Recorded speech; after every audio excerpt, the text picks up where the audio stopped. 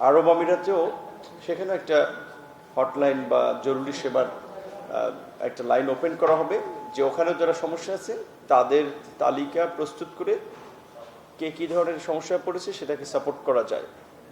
এবং আমাদের সার্বিক কার্যক্রমে প্রবাসী পররাষ্ট্র মন্ত্রণালয় সমন্বয় করবে। আমরা শুধু এটুকু বলতে চাই, প্রবাসী আমাদের ভাই বোনদেরকে তাদের প্রতি আমাদের একটা দায়বদ্ধতা আছে। নির্বাচিত সরকার হিসেবে মাননীয় প্রধানমন্ত্রীর সংযুক্ত আরব আমিরাতে এবং আরব আমিরাত থেকে দেশের ছুটিতে এসে অনেকের ভিসা অটো ক্যান্সেল হয়ে গেছে, এরকম একটি সমস্যা আমাদের দৃষ্টিগোচর হয়েছে। এবং আমাদের বিভিন্ন এলাকার মাননীয় সংসদ সদস্যরা এই বিষয়ে আমাদেরকে জানিয়েছে।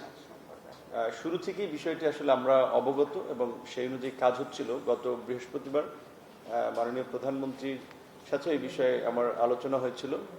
তারই ফলো আপ হিসেবে আজকে আমরা পররাষ্ট্র মন্ত্রণালয়ের সাথে আমাদের একটা আন্তঃমন্ত্রণালয় বৈঠক হয়েছে, যেখানে পররাষ্ট্র মন্ত্রণালয় যেহেতু এই মিশনগুলোর নেতৃত্ব দিচ্ছে, তারা ইতিমধ্যেই এমবেসিকে ইনস্ট্রাকশন দিয়েছে এই সমস্যা নিয়ে বিশেষ করে ভুক্তভোগী প্রবাসীদের সাপোর্ট করার জন্য।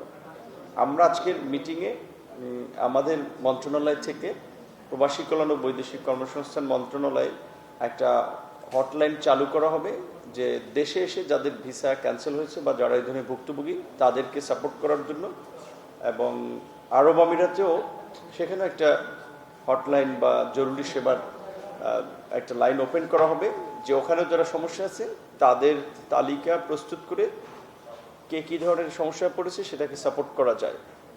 এবং আমাদের সার্বিক কার্যক্রমে প্রবাসী পররাষ্ট্র মন্ত্রণালয় সমন্বয় করবে। আমরা শুধু এটুকু বলতে চাই, প্রবাসী আমাদের ভাই বোনদেরকে তাদের প্রতি আমাদের একটা দায়বদ্ধতা আছে। নির্বাচিত সরকার হিসেবে মাননীয় প্রধানমন্ত্রীর ক্রাঞ্চি রোলের ভিতর চকলেট ক্রিমের filling, all time cream roll, মুখে দিতেই স্পেশাল ইনসাইড। শুরু থেকে দেখেছেন যে ডাউন টু আর্থ, তার একেবারেই মানুষের প্রতি যে দৃষ্টিভঙ্গি, সেখান থেকে প্রবাসীদের কিংবা দেশের যে কোনো সমস্যা আমাদের আসলে দৃষ্টিগোচর হওয়ার পূর্বেই ওনার কাছে সরাসরি দৃষ্টিগোচর হয়, যার ফলে কনসার্ন মিনিস্ট্রি অথরিটি তাদেরকে সবসময় তিনি এই বিষয়ে নির্দেশনা দিয়ে থাকেন। আশা করি আজকে আমরা দুই মন্ত্রণালয়ে যৌথভাবে আলাপ আলোচনার ফলে যে কিছু সিদ্ধান্ত এবং পদক্ষেপ আমরা নিচ্ছি, তার ফলে এই সমস্যা আমরা অনেকখানি কাটিয়ে উঠতে পারবো।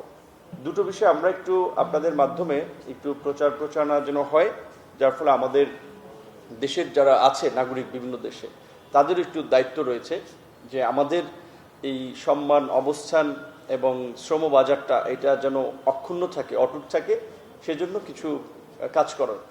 যেমন এটা যেই সমস্ত দেশে যুদ্ধ কিংবা যেই দেশের অভ্যন্তরীণ সমস্যা, সেগুলোতে বাংলাদেশিরা প্রচারণা, ফেসবুক, টুইটার, কোনো ধরনের সোশ্যাল মিডিয়াতে কোনো ধরনের এনগেজমেন্টে না যাওয়াটাই ওয়াইজ ডিসিশন হবে। এটা ওই দেশের লতে আসলে সেটাই বলে। সেক্ষেত্রে আমরা অনুরোধ করব যে এই ধরনের কোনো কন্টেন্ট সোশ্যাল মিডিয়াতে পোস্ট না করা। এবং আমাদের দেশের যারাই যেখানে হয়তো বিচ্ছিন্ন ঘটনা দু চারজন করে, কিন্তু ওইটার কারণে কিন্তু আমরা দেশ হিসেবে প্রশ্নবিদ্ধ হই। আমাদেরকে তার আঙ্গুল তুলে যেমন কিছু ক্ষেত্রে ফেক ডকুমেন্ট তারা জমা দেয়।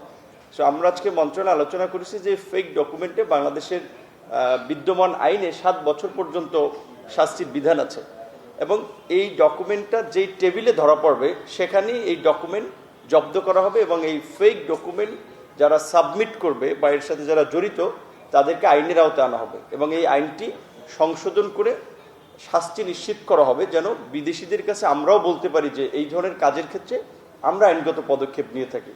এখানে আমরা বৃহত্তর জনগোষ্ঠীর সুবিধার জন্য কিন্তু আইন করা হয়, সেজন্য আমরা বলছি যে এই আইনটি সংশোধন করা হবে, এবং আমাদের পার্টনার কান্ট্রিগুলোর কাছেও আমাদের একটা ক্লিয়ার ভিউ থাকা যায় এই ক্ষেত্রে আমরা এই পদক্ষেপগুলো নিচ্ছি।